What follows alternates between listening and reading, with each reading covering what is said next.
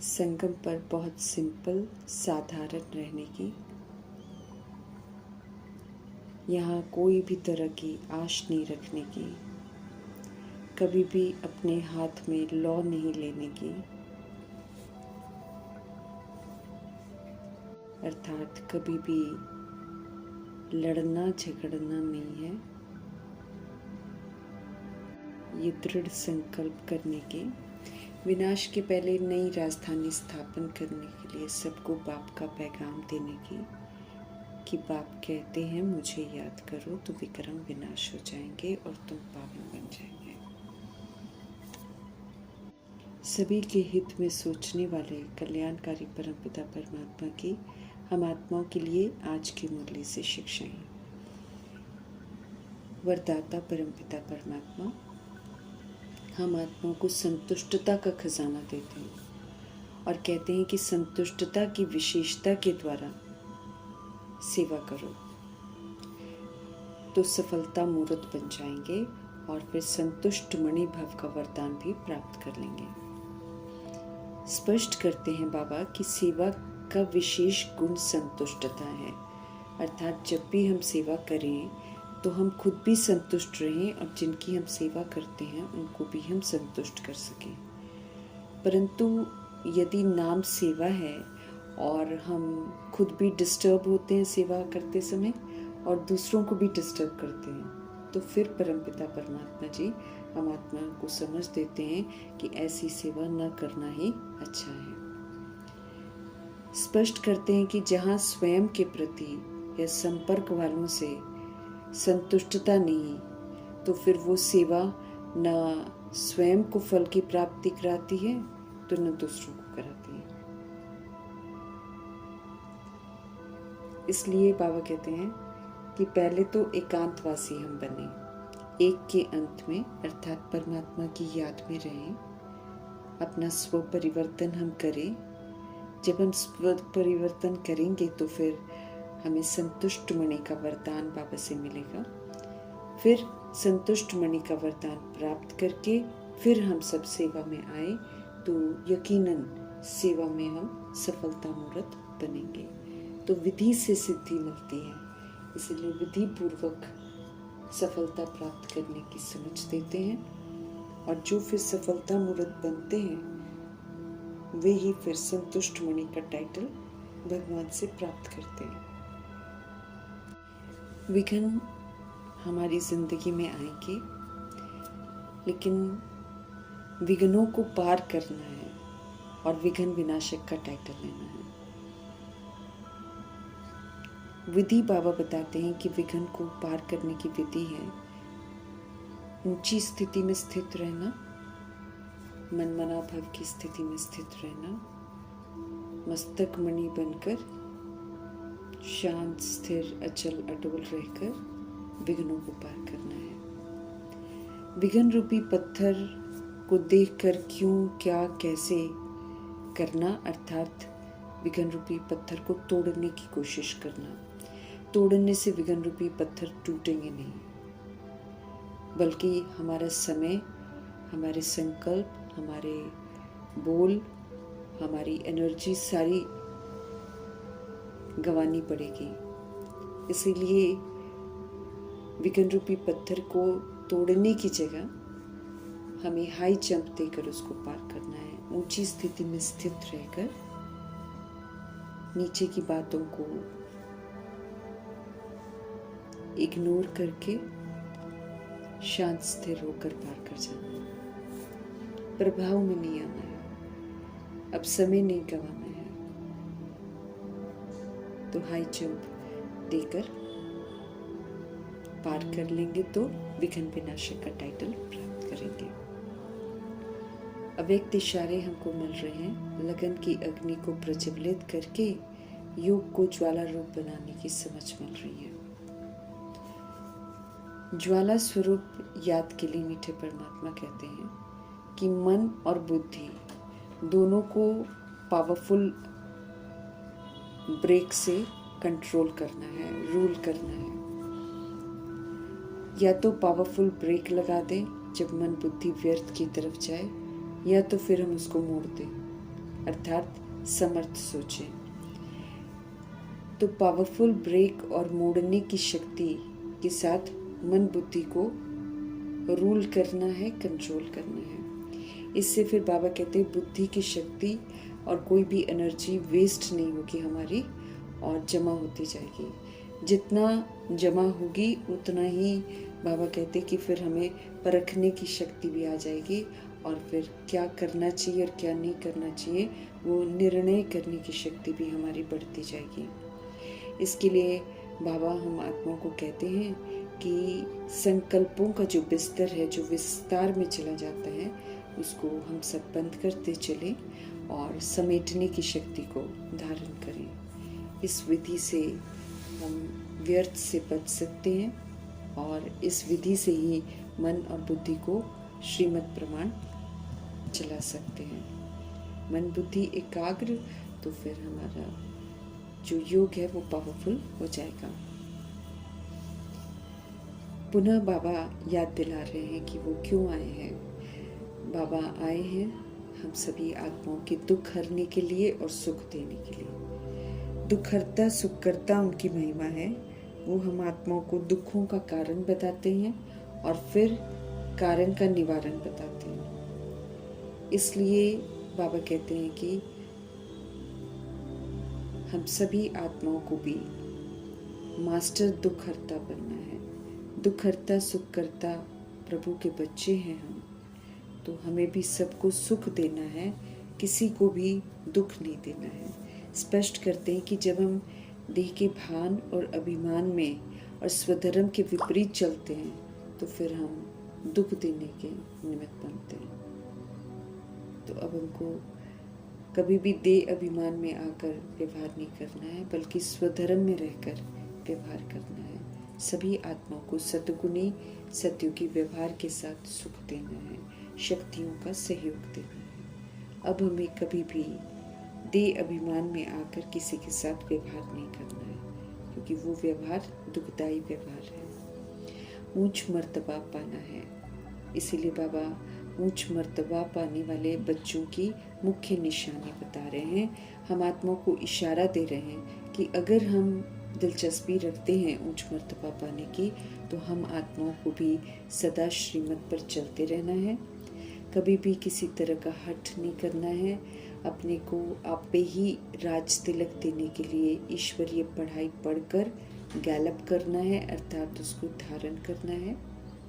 स्वराज्य अधिकारी बनना है, समझ को यूज़ करना है और अपने को कभी भी घाटा नहीं डालना है, अर्थात ऐसा कुछ नहीं करना है जो श्रीमत के विपरीत हो।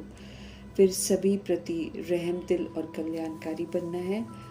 सेवा का खूब शौक रखना है।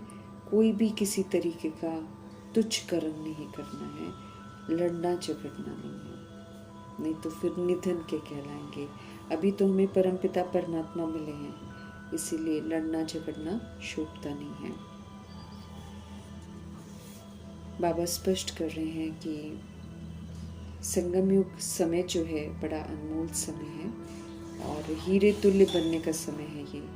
तो इसे सोकर और खा पी कर नहीं गंवाना है। तो कल पहले भी सोकर और खा पी कर गवाया था आत्माओं ने, कुछ आत्माओं ने। इसलिए ये गीत भक्ति मार्ग में यादगार के रूप में बनता है कि रात गवाई सोकर और दिवस गवाया खाकर। तो हीरे जैसा जन्म जो है वो कौड़ियों के बदले गवा दिया, तो अब हमको नहीं गवाना है।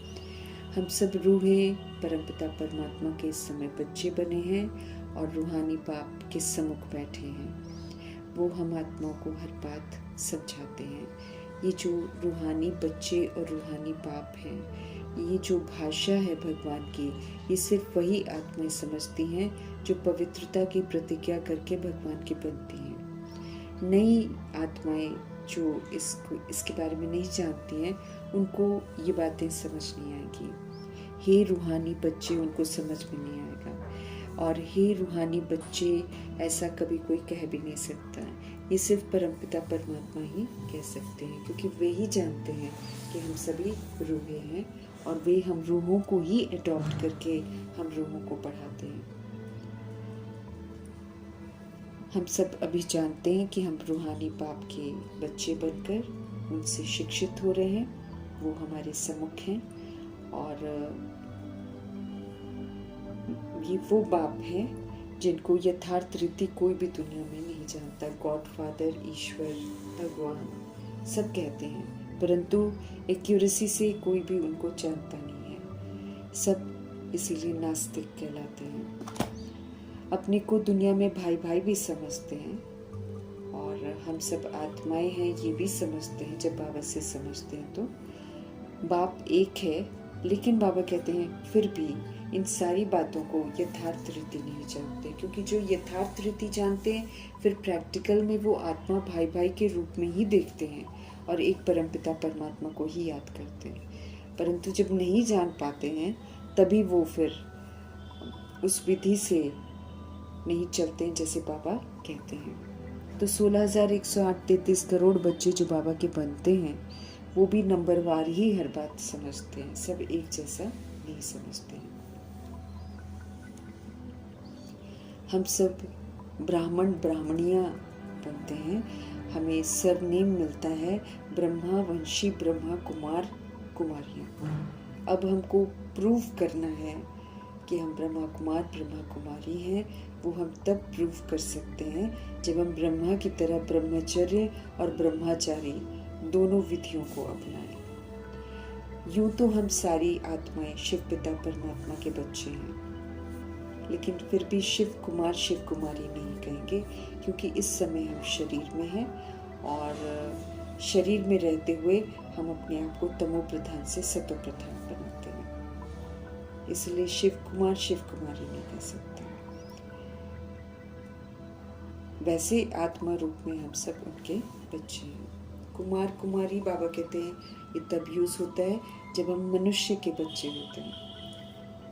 शिव के बच्चे तो निराकार आत्माएं हैं, इसलिए शरीर में रहते हुए वैसे नहीं कहलाते हैं। वो तो फिर हम ब्रह्मा कुमार ब्रह्मा कुमारी बनते हैं। शालिग्राम भी कहते हैं आत्माओं को। हम सभी बीके हैं, इसलिए आपस में हमारा रिश्ता जो है वो ब्रदर सिस्टर का है। पवित्रता की प्रतिज्ञा को यहाँ पर निभाना है।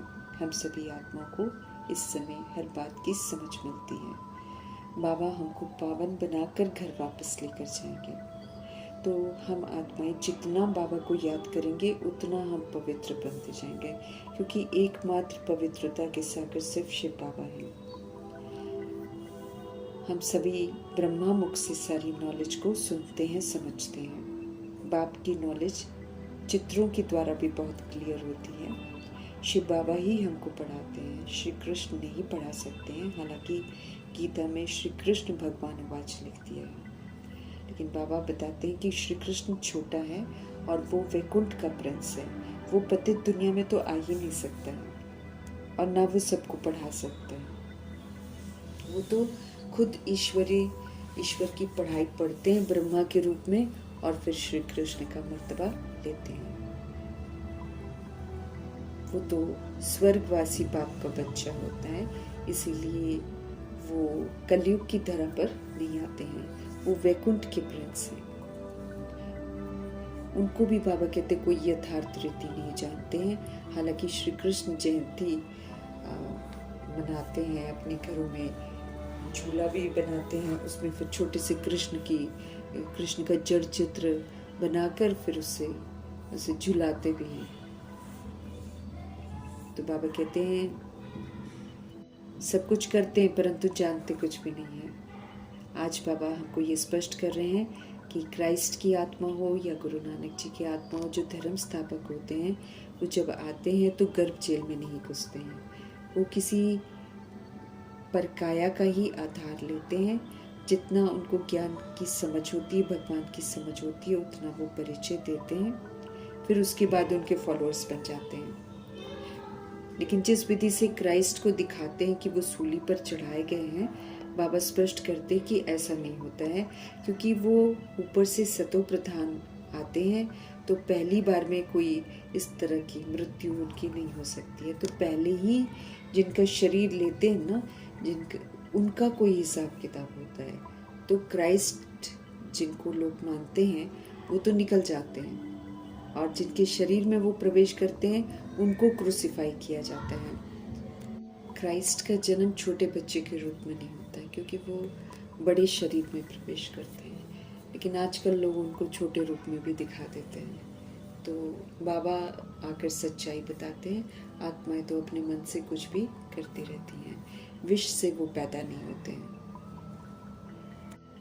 क्राइस्ट को हमेशा क्रॉस में दिखाते थे, पहले बच्चा नहीं दिखाते, लेकिन आजकल आत्माओं ने ऐसी दंत कथाएं लिख दी हैं। सच्चाई तो परमपिता परमात्मा जानते हैं, इसलिए वे ही आकर हमको सत्य बताते हैं। सतो प्रधान आत्मा को दुख नहीं मिल सकता है, क्योंकि उन्होंने तो कर्म ही ऐसे नहीं किए हैं। कर्म हम बैठ करते हैं तब हम दुख भोगते हैं। तो आत्मा सतो प्रधान अवस्था में आती है, और फिर बाबा कहते हैं बाकी जिनका हिसाब किताब होता है वो अपना हिसाब किताब चुकता करते हैं।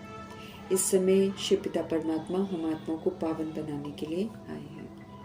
सतो प्रधान आत्मा आकर दुख नहीं भोगती है, वो पुनर्जन्म में जब आती है तब दुख भोगती है। शरीर में होने से दुख का अनुभव होता है। सभी के अंदर परमात्मा की याद है, लेकिन परमात्मा सबके अंदर विराजमान नहीं है, क्योंकि अगर सबके अंदर परमात्मा विराजमान होते तो फिर परमात्मा कैसे दुख भोगेंगे, और फिर ऐसे कोई पाप कर्म थोड़ी करेगा अगर परमात्मा सबके अंदर है तो वो तो हमारे दुख को हरते हैं। इसीलिए हर आत्मा जो है भले अंधविश्वास में कुछ भी कहती है, लेकिन पारलौकिक बाप को ही हमेशा पुकारती है जब दुख होता है तो इस समय वाकई प्रैक्टिकल में बाबा हम आत्माओं के दुख हरने की युक्ति बताते हैं। आत्मा शरीर के साथ ही एवर हेल्थी और वेल्थी बनती है। अब हमारा कर्म भोग आएगा, लेकिन हमको समझ से कर्म भोग को मालिक आत्मा बनकर पार करना है ना, सदा खुश रहना है, तब हम एवर हेल्थी के संस्कार बनाएंगे। इसी तरीके से ज्ञान को यूज करना है तो हम एवर वेल्थी के संस्कार बनाएंगे।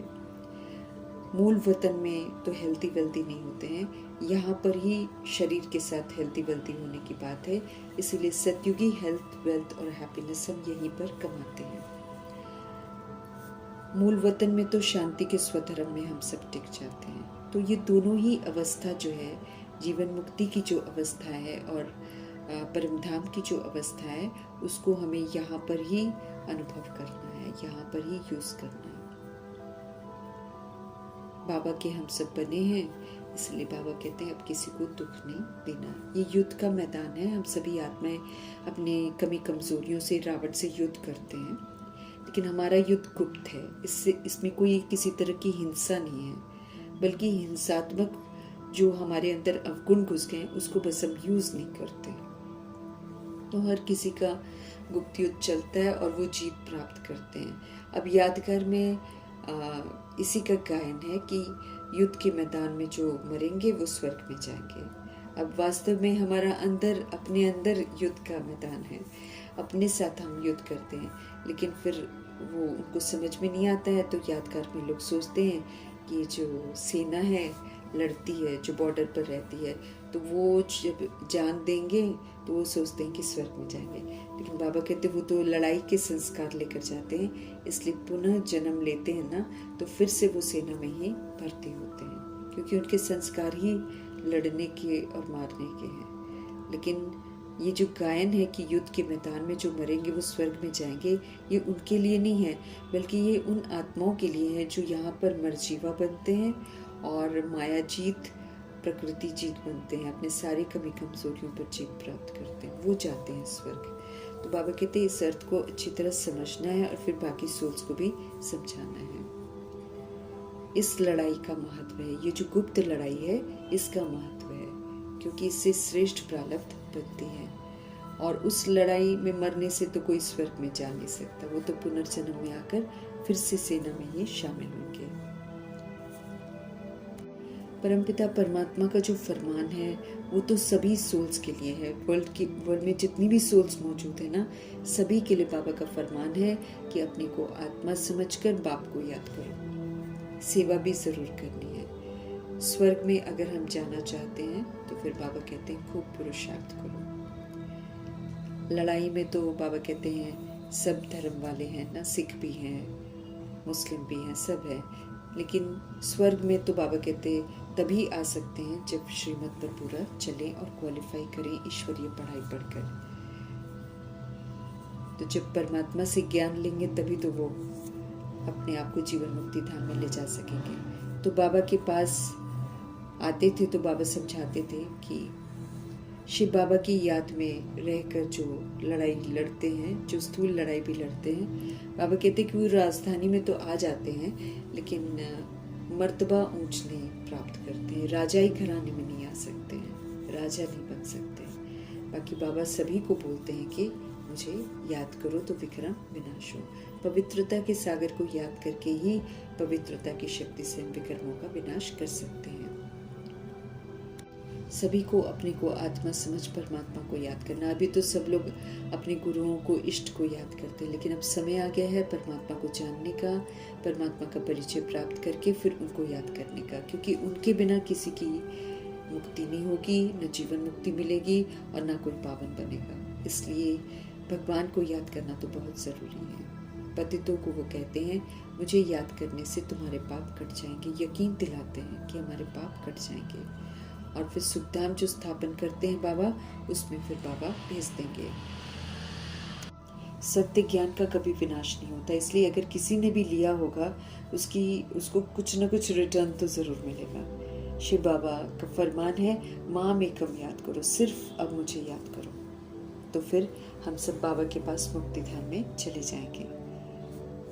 और जो ज्ञान सिखाया जाता है बाबा कहते हैं उसको यथार्थ रीति पढ़ो, धारण करो, तो फिर राजाई मिल जाएगी। स्वर्ग में जाने का रास्ता सेकंड में मिल जाता है। हम आत्माएं बाप को याद करते हैं, लड़ाई के मैदान में तो खुशी से जाना है, कर्म हमको जरूर करना है। और बाबा कहते जो सेना है उसको भी कर्म करना ही पड़ता है।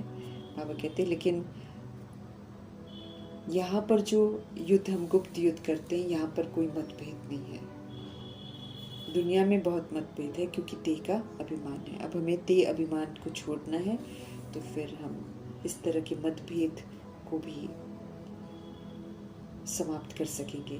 बाकी तो देह अभिमान में कोई आत्मा किसी के पानी को बंद कर देती है और किसी तक अनाज नहीं पहुंचने देती है, तो ये सारे अपने अपने पाप कर्म आत्माएं करती रहती हैं, क्योंकि ये कलयुग है। कलयुग में हर आत्मा दूसरी को छीनने की कोशिश करती है और कभी भी तृप्त नहीं रहती है। हम सभी इस समय अपना स्वराज्य स्थापन कर रहे हैं और पढ़ाई से हमको राज्य मिलता है। नई दुनिया को तो ज़रूर स्थापन होनी है, वो तो फिक्स है। तो हम आत्मा को बहुत खुशी रहनी चाहिए। किसी भी चीज़ में लड़ना झगड़ना हमको नहीं है, रहना भी हमको बहुत साधारण है। और क्योंकि बाबा कहते हैं ये वनवाह का टाइम है, अगर हम फैशन करने में लगे रहेंगे तो बुद्धि का योग जो सतयुग की स्थापना है उसमें जाएगा ही नहीं, फिर हम अपनी कमाई करेंगे ही नहीं। इसीलिए वनवाह में रहना बहुत ज़रूरी है। बिल्कुल साधारण सिंपल रहना है, न शरीर कोई हमारा देखे और न हम किसी के शरीर को देखें। आत्माएं सभी वापस घर जाएंगी, कोई भी यहाँ रहेगा नहीं, शरीर यहाँ पर रह जाएगा। बाकी सोल्स को तो वापस घर जाना है, फिर चाहे उसको जाने का मन है चाहे नहीं है, लेकिन भगवान सबको लेकर जाएंगे। हमें सच्चा भारतवासी बनना है, भारत को स्वर्ग बनाने में मददगार बनना है। कलयुग में बहुत सारे धर्म हैं, सतयुग में एक पवित्रता का धर्म है और वो आत्मा का धर्म है। यहाँ देह के धर्म है बहुत सारे, इसलिए देह को देखकर लड़ते हैं और देह को देखकर ही खत्म करते हैं। बाबा कहते हैं खुद ब खुद वायुमंडल को देखकर आत्माओं में ये विश्वास बैठ जाएगा कि हाँ अब विनाश होना ही है। तब सबका बुद्धि का योग परमात्मा के साथ लगेगा। हमें इस सबको संदेश देते जाना है, कोई चले नहीं चले, लेकिन बाबा कहते एक समय आएगा जब वो जग जाएंगे और उनको याद आएगा कि उनको संदेश मिला था, फिर उलहना नहीं देंगे। तो हम आत्मा को किसी भी हाल में सब तक संदेश ज़रूर पहुंचा देना है। सभी का हक है परमपिता परमात्मा को जानने का और उनसे वर्षा लेने का। तो इसीलिए एक भगवान को याद करके ही विक्रम विनाश होंगे, ये संदेश सभी को देना है। लड़ाई तो कभी भी हो सकती है, बाबा कहते कल भी हो सकती है। लड़ाई जोर भरने में बाबा कहते देरी नहीं करेगी, जब अचानक छिड़ेगी तो वो छिड़ जाएगी, लेकिन उससे पहले राजधानी स्थापन होनी है पूरी, और उस राजधानी की स्थापना में हमको मददगार बनना है। बाकी विनाश के बारे में हमको नहीं सोचना है, अपने आप को संपूर्ण और संपन्न बनाने का अटेंशन रखना है। बाप का पैगाम चारों तरफ अभी तक नहीं पहुंचा है, वो भी पहुंचवाना है। पतित पावन शिव पिता परमात्मा हम आत्माओं को कहते हैं, बार बार कहते हैं कि याद करो और विक्रम विनाश करो। ये पैगाम सबके कानों पर जाना चाहिए, बाबा के जानना है। भले अब लड़ाइयाँ शुरू हो गई हैं, बॉम्ब्स भी लग गए हैं, लेकिन बाबा कहते हैं राजधानी ज़रूर पहले स्थापन होगी, फिर पूरा विनाश होगा। विश्व में शांति जो दुनिया सोचती है उस विधि से तो शांति होगी नहीं। विश्व में वॉर ज़रूर होगी, थर्ड वर्ल्ड वॉर, और फिर विश्व को ख़त्म कर देगी, तब होगी शांति है। फिर बाबा कहते हैं ये विश्वविद्यालय है, सारे विश्व की यहाँ पर नॉलेज बाबा देते हैं, और कोई विश्वविद्यालय पूरे यूनिवर्स की नॉलेज नहीं देता, भगवान देते हैं। भगवान वहाँ की भी नॉलेज देते हैं जिसके बारे में कोई जानता ही नहीं, अर्थात मूल वतन और सूक्ष्म वतन। एक ही बाप आकर सारे विश्व को पलटते हैं, परिवर्तन करते हैं। तो इस परिवर्तन में हमको मददगार बनना है, स्व परिवर्तन करके हम मददगार बन सकते हैं। कल्प की आयु पूरे 5000 वर्ष है, लाखों वर्ष नहीं है। सारे हिसाब किताब बाबा कल्प वृक्ष में हम आत्माओं को एक्यूरेसी से देते हैं। तो हमें रूहानी नशा रहना चाहिए कि हमें आदि मध्य अंत बाबा ने बताया, और इसमें झगड़ा करने की तो कोई बात नहीं है। सभी आत्माओं को सत्य से परिचित कराना है। जो हम पुरुषार्थ करेंगे उसी के अनुसार हमारे 21 जन्म की प्रारब्ध बनेगी। लड़ेंगे झगड़ेंगे तो फिर प्रभु जी कहते हैं कि ऊंच मर्तबा भी नहीं पाएंगे और ऊपर से सजाएं भी ज़रूर खाएंगे। इसीलिए कोई भी बात है परमपिता परमात्मा जी से पूछना है, ईश्वरीय गवर्नमेंट से सारी राय जो है वो हम पूछ सकते हैं। हमें लॉ अपने हाथ में नहीं उठाना है। ये नहीं कि हम अपनी मन मर्जी करें और अपने अनुसार चलें। हमको श्रीमत पर ही चलना है, क्योंकि श्रीमत कल्याणकारी है। किसी भी चीज़ की चाहना नहीं रखनी है कि हमको ये चाहिए, हमको वो चाहिए। जितना है उससे हमको संतुष्ट रहना है, और जो हमें चाहिए उतना बाबा हमको देते हैं, इसलिए ज़्यादा की तमन्ना नहीं करनी है। हम सब वनवा में हैं, इसलिए फैशन नहीं करना है। बाबा तो राइट ही समझाएंगे ना, इसीलिए राइट ही समझना है और राइट बनकर चलना है। कोई भी तरह की हमको आश नहीं रखनी है। यहाँ पर बहुत सिंपल रहना है, नहीं तो बाबा कहते देह का अभिमान आ जाता है। ये देह अभिमान फिर हमको अच्छा नहीं बनने देता। अपनी तो चलानी नहीं है। यहाँ पर श्रीमत तो श्रीमत ही है, उसकी तुलना हम किसी चीज़ से नहीं कर सकते। इसीलिए कल्याणकारी श्रीमत पर ज़रूर चलना है, क्योंकि ये हमको वर्थ बाउंड बना रही है। जब हम श्रीमत पर नहीं चलते तो वर्थ नॉट अ पेनी बन जाते, किसी भी लायक नहीं रहते, वैल्यू ही नहीं रहती है। अभी बाबा वैल्यू बढ़ा रहे हैं, तो हमको वैल्यूएबल ज़रूर बनना है, सर्विस ज़रूर करनी है, पूरे शौक से करनी है। और अगर हम नहीं करते हैं तो फिर हम रहम दिल और कल्याणकारी नहीं कहलाएंगे। मीठे परमात्मा को याद नहीं करते हैं तो फिर हम तुच्छ कर्म करते हैं। अब हमको तुच्छ काम बिल्कुल नहीं करना है। मर्तबा भी फिर बाबा कहते हैं अगर तुच्छ करेंगे तो मर्तबा भी फिर तुच्छ पाएंगे। तो शिव बाबा से योग रखना है, और शिव बाबा ब्रह्मा द्वारा ही ज्ञान दे सकते हैं। इस बात को भी यथार्थ समझकर समझाना है। सिर्फ शिव बाबा को याद करेंगे और ब्रह्मा जी का पूरा रिकॉर्ड रखना है। ब्रह्मा जी को कर्मा में ज़रूर फॉलो करना है। वो एक सबसे ऊंची कसौटी है जिनको देखकर हम परफेक्ट बन सकते हैं। पढ़ेंगे नहीं तो फिर मर्तबा भी नहीं मिलेगा। सबकी तकदीर ऊंच नहीं बन सकती है, सब नंबरवार ही होते हैं। इसलिए साक्षी होकर सब कुछ देखना है। पवित्र तो हम सभी को होना है। आत्मा पवित्र बनने बगैर शांति धाम जा नहीं सकती है। मीठे मीठे परमपिता परमात्मा हम आत्मा को समझाते हैं कि ये ज्ञान सुनाते चलो। कोई भल अभी नहीं भी सुनते हैं, लेकिन बाबा कहते आगे चलकर जब प्रॉब्लम्स आएंगी तो ज़रूर सुनेंगे। विघ्न तूफान सभी आएंगे, हमको बिल्कुल डरना नहीं है। नए धर्म की स्थापना हो रही है, गुप्त राजधानी स्थापन हो रही है, और सर्विसेबल बनकर सेवा करते हुए हमें अपने वापस चलने की तैयारी भी करनी है। हमें खुद ब खुद ईश्वरीय पढ़ाई को धारण करके क्वालिफाई करके अपने आप को राज तिलक देना है। श्रीमत पर ज़रूर चलना है, बिल्कुल जिद नहीं करनी है, अपने को घाटा बिल्कुल नहीं डालना है।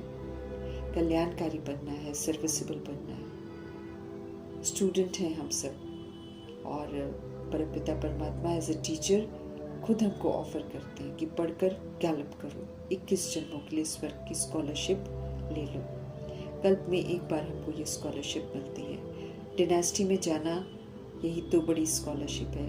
अगर हम राजा रानी नहीं भी बनते हैं, सिंहासन पर नहीं भी बैठते हैं, तो 8 बैठेंगे, लेकिन अगर हम नहीं भी बैठते हैं तो भी उनके घराने में चले जाना वो भी बराबर ही है।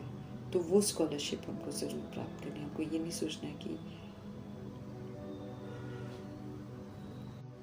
कि छोटा मोटा मर्तबा ले लेते हैं। नहीं, बाबा हमेशा कहते हैं राजाई घराने में आने का पुरुषार्थ करो। तो जो रॉयल फैमिली में आते हैं वो भी तो लक्ष्मी नारायण जी के साथ बैठते उठते हैं। तो कम से कम डिनास्टी में जाना, बाबा कहते हैं यही बहुत बड़ी स्कॉलरशिप है। तो ये स्कॉलरशिप परमपिता परमात्मा से लेनी है। सर्टिफिकेट्स भी लेने हैं, मेडल्स भी लेने हैं, डिग्री भी लेनी है पास विद ऑनर की। बाबा हमें हर तरह से श्रेष्ठ बनने की समझ देते हैं। ऐसे श्रेष्ठ बनाने वाले शिव पिता